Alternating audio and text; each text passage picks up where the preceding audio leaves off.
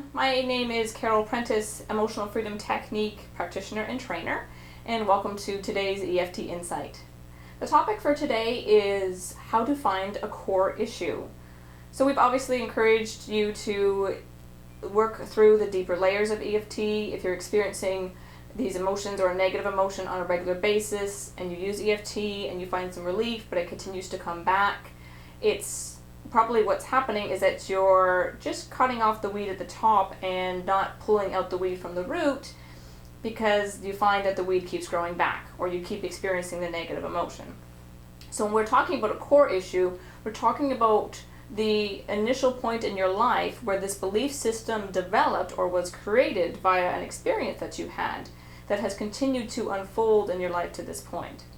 Now sometimes we have an experience that leads us to believe something about the world. It leads us to believe something about how other people treat us. And after that experience, we continue to attract, if you will, that experience into our life, because we cultivated and developed that belief system when something happened. Now, maybe something happened a year ago, 5 years ago, 10 years ago, or 40 years ago. And that's what we call the core issue, the core belief system that you developed that has set root, so to speak. Like if you imagine the weed, it's set root within your belief system and your brain and your neural pathway, and therefore you continue to attract it or see it in your life. So if you're able to find out or go back into imagining or finding or going back to telling a story about where that belief system developed, that will be your key to experiencing permanent relief with EFT. And most people say, well, how do I find that core issue? How do I find the root of that weed? How do I go back to that? Because I really don't remember. Now, the most beautiful thing with EFT is that you don't have to worry about that. What I find 90% of the time with my clients is that the core issue naturally unfolds.